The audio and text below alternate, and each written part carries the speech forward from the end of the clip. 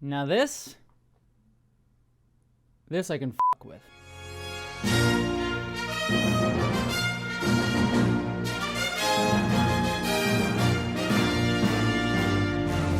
Hello interwebs and welcome to my review of Star Trek Strange New Worlds Season 3 Episode 5 titled Through the Lens of Time. And finally, I can actually say it. We have an episode this season that I really liked. I'm going to keep things vague up front because part of the fun of this episode is what kind of episode it actually is. But I will say it is one of my favorite genres and they actually pull it off pretty damn well. That said, because it's me, you know me, I've got criticisms. It wouldn't be a Jessie gender review if I didn't lovingly pick apart the things that I enjoyed. And actually, just to pause here for a second, I know most of you get it, but I do think it bears repeating sometimes. I get some comments on videos like, you're reading too much into this episode, or why do you always have to be so sensitive about the lack of queer relationships, or, you know, just enjoy it, or stuff like that. And to comments like that, I just do want to say, one, reading too much into things is literally what critical analysis is, as long as you can justify it through your perspective and the lens that you're analyzing it through. Number two, I'm a critic. My job is to overanalyze things. It's to notice things and then write way too many words about them and then speak them out loud to all of you. And then three, I'm a queer trans woman who writes about queer theory. If you're shocked that I care about queer rep or come at something from a queer perspective, I don't know what to tell you other than welcome to my channel. Also, I'm a nerd, a Star Trek nerd. Pedantry is the mission statement. But all of it, I just want to say, comes from love. I pick things apart because I care. Even when I dislike a Star Trek episode, even when I pick it apart and critique it, as I will both in this review and have in other reviews, I do it because I love Star Trek and I want it to be good, not because I want to hate on it like, you know, some other YouTubers and reviewers out there. Again, I know most of you get it, and I'm not trying to be defensive here. I just do think that all of that is worth reiterating from time to time. It's important to remind all of ourselves that we're coming from a place of being constructive and loving and not trying to hate something. So speaking of, my spoiler-free nitpick of this review, I'll say right up front, is pacing. I really adore what this episode ultimately becomes, but I will say it does take a full 20 minutes to get there, which would be fine if that time was spent on a rich, slow burn up to what we're getting towards, but instead, it's mostly eaten up by romance subplots. All 4 of them. And frankly, only one of them works for me. And y'all have seen my other reviews of this season. It's just stuff that I personally don't like. You may differ on that, but it just took too much time at the top of this episode for me.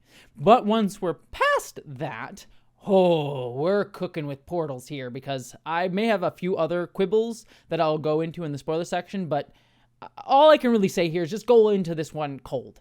It takes a little time to spin up, but once it locks in, it's great.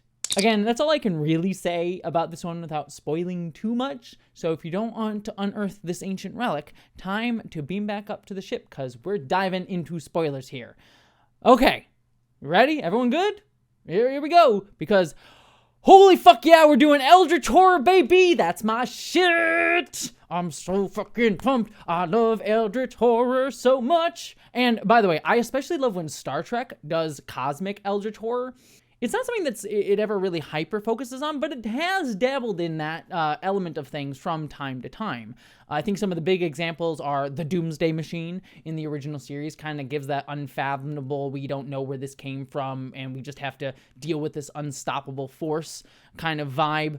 Even the Borg, in their first appearance in Q Who, kind of touch upon that Eldritch Horror vibe. It's not safe out here. It's wondrous, with treasures to satiate desires both subtle and gross. But it's not for the timid. Less so in their subsequent appearances, but in their first time, they are truly terrifying in that, they're an unstoppable force that we don't truly understand kind of way. Star Trek can do Eldritch Horror badly. See the Romulan cult stuff leading to the Mass Effect space tentacles at the end of Star Trek Picard Season 1. But when it lands, it's so juicy. And here it works rather well, outside of one tiny element of it at the end that I don't love, but I see how they got there. But let's get through the rough stuff first, because this episode takes its sweet time getting going, because we gotta check in on all the dang romance plots that we've been getting this season. Most notably, my least favorite one, Chapel and Corby. Now, I've already made my feelings on this pairing pretty clear in my review a few episodes ago. I find it both bland and a little weird, for lack of a better word.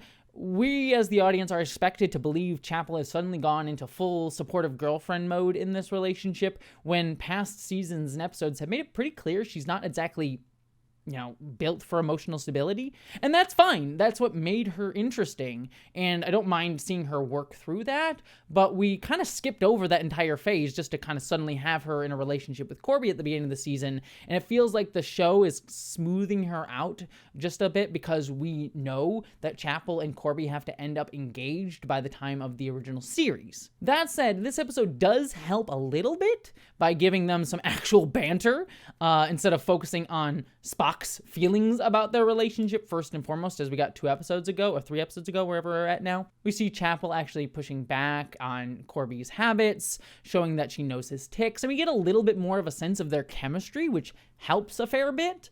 And I also really like the detail that Corby gets reckless and obsessive about immortality and his work specifically, and bristles at authority slowing him down, which is clearly Strange New Worlds laying the groundwork for him eventually building sex robots and turning himself into an android in What Little Girls Are Made Of, the original series episode that the character also shows up in. Again, the episode where Kirk holds a penis rock, just to make it very clear. But that setup leads to a slightly clunky bit of forced tension during the excavation plot in the episode. We get a moment where Spock reasonably says to Corby that, hey, we just found a bunch of corpses here. Maybe we should follow protocol and tell Pike. Corby, of course, wants to press on, and Chapel ends up siding with him. And to a degree, I get it. We're doing this storyline because we're showing a post-breakup tension between Chapel and Spock, and how they aren't on the same page with everything, and that Spock kind of needs to understand that Chapel's with another guy. And Spock handles this situation actually rather well. He even goes out of his way to ask the local alien host what they want to do, which is actually a rare moment of Star Trek actually showing anthropological ethics instead of just bulldozing over a species boundaries, which Star Trek sometimes does, especially in TNG. It did that kind of a lot. And we even see Spock later using the same respect for others to ask Chapel for trust as they try to rebuild their friendship post-breakup. I may no longer have your confidence on many things, but this is a matter of science, and what hangs in the balance is our survival. All of this is good and a fine Spock arc, and even a little bit of a Chapel arc, even though, again, the show is seemingly not focusing as much on her. But still, the conflict doesn't really work for me, at least the initial one, because you just found dead bodies. Of course, you walk the few feet out, because at this point they don't know the excavation, the temple thing that they're in is dangerous. They just could walk a few feet out of the temple and call up to Pike. It's not like you're on a tight dig schedule here, and I find it just a little bit forced and also a little bit bothersome for Chapel's characterization to be fully on the Corby train here. And it just doesn't entirely land. I get what they were going for, but something just feels a little off for me.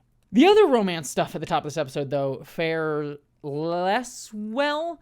First off, we check in with La'an and Spock, kind of. Again, I've already said my thoughts on that relationship last episode, but the only real nod to that here is the conversation between La'an and Chapel, where La'an casually mentions that they're doing a friends with benefits arrangement, which, is fine. I get your nerves pinched, La'an. But I did really dislike the line where La'an tells Chapel, don't be one of those women. No, please, don't be one of those women. This is why I don't do this. Again, I get what they're trying to say. They're trying to have La'an say, please don't make this an awkward, jealous thing between the two of us. But the way that line is written, it comes off weirdly, casually misogynistic in a way that feels kind of out of step. Again, I don't think it was the intention of the episode of the writers, so I'm not like, oh god, they're awful people or anything, but it was a line that rubbed me the wrong way. But then on top of that, we also get Uhura and Mr. Ortegas, Ortegas' brother that we met a few episodes ago.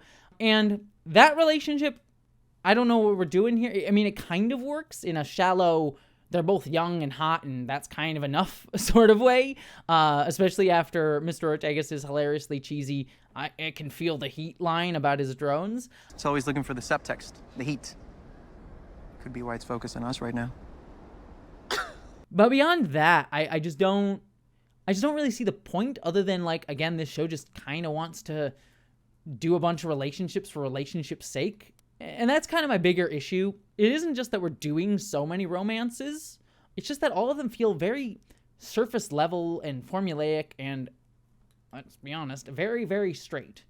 And look, I'm not saying every character needs to be queer. I'm not saying that, you can't do straight storylines, or I'm somehow against straight storylines or anything like that. I'm not climbing up on my rainbow soapbox yelling that every kiss must be gay, though, let's be honest, I would watch that show. But again, and I don't want to harp on this point too much, the absence of any overtly queer relationships or characters in this cast and in a Star Trek show in this day and age kind of stands out, especially since we're doing so much of them.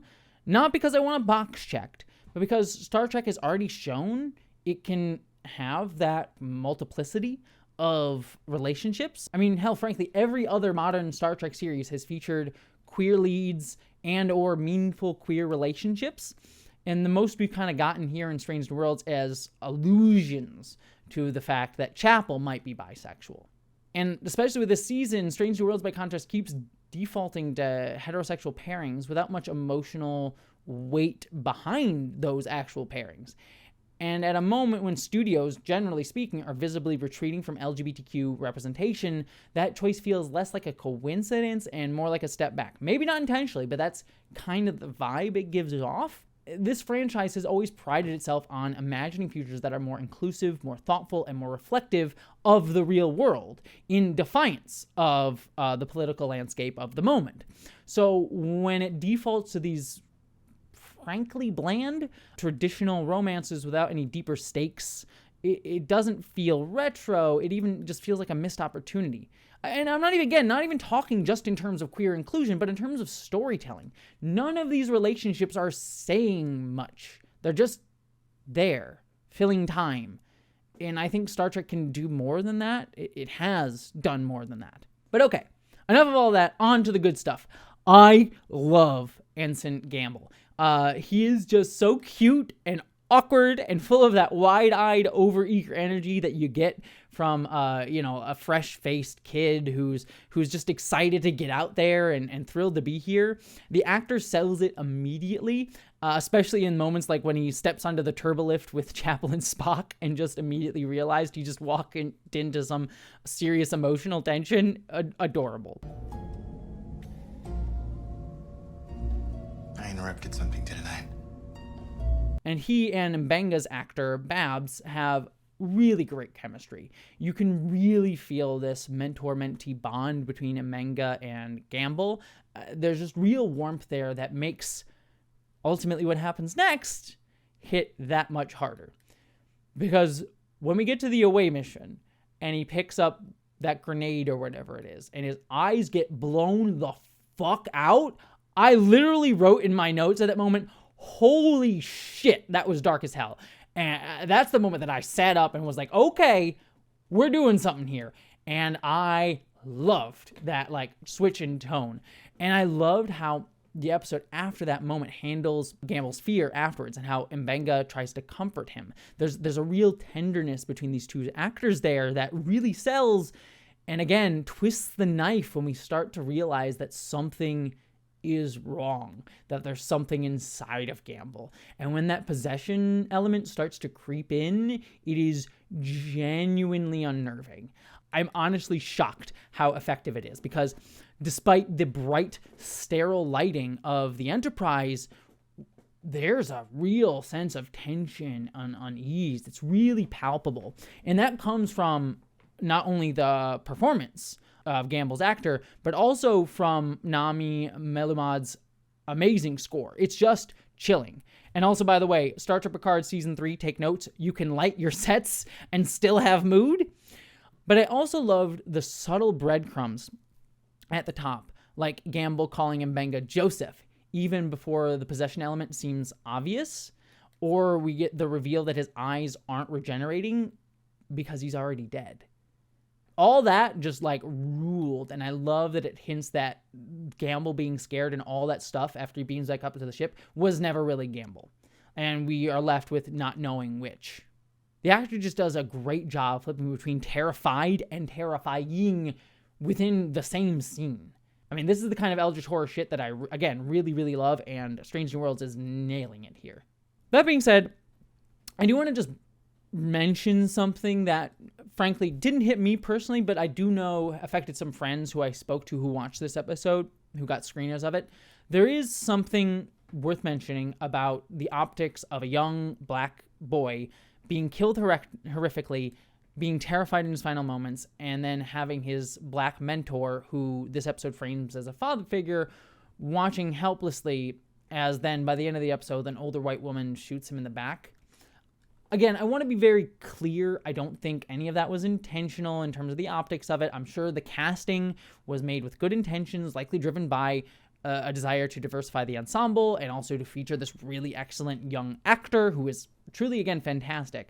It kind of reminds me, if you've seen that show The Studio on Apple TV, where there's a really great episode where the producers of a movie, Seth Rogen and the rest, are like desperately trying to be racially sensitive, but they keep fucking it up and making it worse over and over again. Right? This all started this morning because we had concerns that it was perhaps racially insensitive for Ice Cube to portray the Kool-Aid Man. There's one person who can tell us if that's the case, and I'm going to go talk to him. And it also kind of reminds me of Star Trek Picard Season 3, not to harp on that show, where in the series finale of that show, there's the non-binary actor who is sort of one of the background characters on the bridge of the Titan, was chosen to be the one to visually represent the leader of the youth of Starfleet when the Borg mind virus takes over the youth. Again, there's like an uncomfortability there when it comes to just the visual of like, hey, look, it's the trans one, the non-binary one who's representing the woke mind virus of, larger being who's controlling them. Again, all unintentional. I do not think anyone behind the scenes of any of these shows did it intentionally, but there is something you said that we are visually replicating tropes and imagery that does reflect real world stereotypes and harm and narratives that we see against marginalized groups in the real world. The fact is, in the real world, young black kids, especially young black boys, though not exclusively so, are killed by institutional forces like the police and things like that, often sometimes through the weaponization of white women tears, all the time. And many of their families live with that trauma. And even if Star Trek doesn't mean to echo that, it does do so a little bit. It's just one of those things where, again, I'm not trying to harp on it. It's just one of those things of like mindfulness of the imagery series reproduces, especially when it mirrors very real violence that's happening today. I don't want to linger on this too long. I probably already lingered too long on it. It's not really even my place to fully dissect all of this, but I do know some people were sitting with it. And so all I ask all of you with this element is just something to sit with. It's not a criticism, not a hateful thing, not me getting angry at anybody, just something I guess to sit with for all of you. And I open it up to all of you. What do you think about it? Maybe I'm full of shit. I would honestly just love your thoughts. I open it up to you. But back down on the planet, while it's less overtly Eldritch horror and that storyline, I do really love a lot of it. I love this idea of quantum possibilities and cause and effect and layered spaces and dimensions. The idea that all of these characters are technically in the same room, but occupying different layers of quantum reality is the kind of sci-fi mind-bending Trek shit that I live for. It also reminds me a lot of like Next Generation's Iconians, or hell, since we're sticking in this genre, the engineers from the Aliens franchise. This vibe of there's ancient, unknowable technology that we just should not be messing with. Just this creeping sense of our characters are somewhere where they should not and were never meant to be. And you slowly realizing that and being like, fuck. I especially love that moment where the alien guy ran out in a panic going, evil, evil, and then getting killed. Like, that was great. Also, I should say, the alien guy, his whole design, makeup, and costume were top tier. And then we get into this cause before effect stuff, where they have to walk across empty air because they need to open the door. And that's just fun, trippy concepts, sciencey stuff. And it's not just nonsense, by the way. That there's actually some real physics behind that. Like, I'm not a scientist by any means, but I do know there's some scientific sense to the idea that, you know, in our universe, time flows in one direction, but there is nothing in physics to say that cause has to come before effect. So I think that that's kind of cool. Like, time is relative, and I think that's fun that Star Trek plays with it a little bit. The only thing I will say about these scenes, I wish this whole sequence on the planet hadn't been shot on the volume. Like, I get we're not going back to the styrofoam caves of the 1990s, but this giant cavernous CGI space just felt like the wrong tone. I think a lot of these scenes would have landed so much harder if they were in a tighter, more claustrophobic space. You know, the shifting, endless walls that go on for miles are neat in theory, but they kind of undercut the horror that this episode's going for. It's even kind of weird to me that none of the characters ever comment on the fact that they're standing in a chamber that seems to go on for miles and is like constantly shifting around them. Like, no one's even a little unnerved by that element of it. They're focused more on like the missing statue in the room. Again, I'm just kind of over Star Trek's reliance on the volume at this point. It really, in a lot of cases, not all cases, but in a lot of cases, flattens out scenes that should be textured and lived within, you know? But everything else about the sequence I loved. I just wish it had been shot in a way that made me feel the dread the script is already delivering. Ultimately, though, I loved the final revelation that whatever the Enterprise crew unearthed is some ancient creature that an alien species accidentally unleashed and then desperately tried to imprison. And the kicker that what we saw in Gamble was just one of them, and that one is now sitting in the pattern buffer on the ship, which I'm sure won't cause any problems whatsoever. It's totally fine, was really cool. Sold how dangerous these beings can be.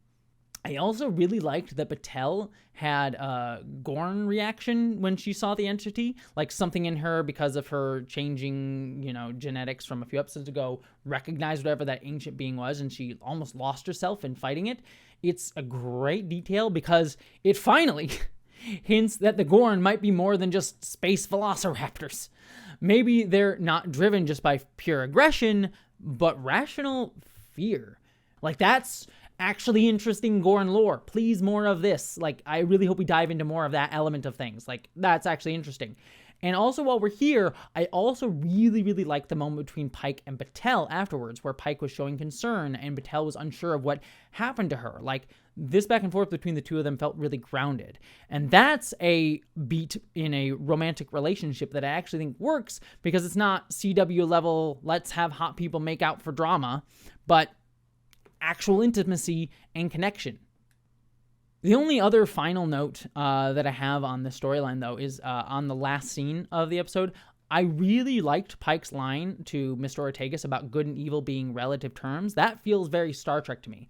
Good and evil are relative terms, son. The idea that morality is shaped by context and, is complicated. That we should ultimately aim to stop harm and reach out in understanding, but that, it's a very complicated thing. That's Star Trek's ethos right there. But then we switch over to Pelia's speech about how there is true evil out there. Nonsense. There is evil in this universe. I get what the episode was going for. I know that moment was meant to sell this sense of creeping, unknowable horror, that classic eldritch dread. But to me, Star Trek isn't really, again, this is a me thing, isn't really the place for there is true evil out there sort of framing. Trek to me is about exploration, curiosity, and connection. And I think Star Trek's horror works best when it's not about fighting some morally absolute evil, but about the terror of the unfathomable. Again, go back to the Borg and Q-Who, this unstoppable force that the Enterprise just can't stop. Like, the Borg aren't necessarily evil in that first episode, even though they're kind of portrayed later when, the Borg Queen comes into it. They're just a force of nature that the Enterprise can't stop. And that's kind of what makes them scary. I think the best example of this is Babylon 5, actually. Jakar's speech in season 1 about vast, unknowable forces that just view us as ants that we can just try to get out of the way of. That's the kind of cosmic horror that I think works really well for something like Star Trek. Not good versus evil, just stuff beyond comprehension. There are things in the universe billions of years older than either of our races. They are vast, timeless, And if they are aware of us at all, it is as little more than ants. And we have as much chance of communicating with them as an ant has with us. We know. We've tried. And we've learned that we can either stay out from underfoot or be stepped on. That's it? That's all you know? Yes. They are a mystery. And I am both terrified and reassured to know that there are still wonders in the universe, that we have not yet explained everything. So I hope we develop whatever this ancient entity is with a little bit more nuance, maybe the right word, or nuance maybe like a different framing, I think. Because true evil, I think, is a little too easy. And Trek, at its best, never takes the easy route. Also, on top of that, Pelia undercutting her own ominous speech with a "do you want me to do one for the camera" bit felt a little too Marvel quippy for me. You want one for the camera? No, I'm good. Thank you. Even if I didn't love it, like, it was trying to sell the dread, and then they undercut it immediately. Like, let the moment land if that's what you're going for. You know what I'm saying? But ultimately, again, these are all kind of quibbles and quabbles. At the end of the day, I really love this episode. Especially after its slower first 20 minutes. I am overall really excited to see where this goes, because it's clear this is all going to come back at some point. And it also might mean some interesting stuff for the Gorn. Please, give me more Eldritch Horror shit. I'll eat that right up. But ultimately, that's my thoughts on this episode. But I'd love to hear what you think about this episode. Did you enjoy it? Did you hate it? Do you love the romances? And am I just, barking up the wrong tree there? Let me know what you think. I'd love to hear all your thoughts down in the comments below. But beyond all of that, my friends, I hope you live long and prosper.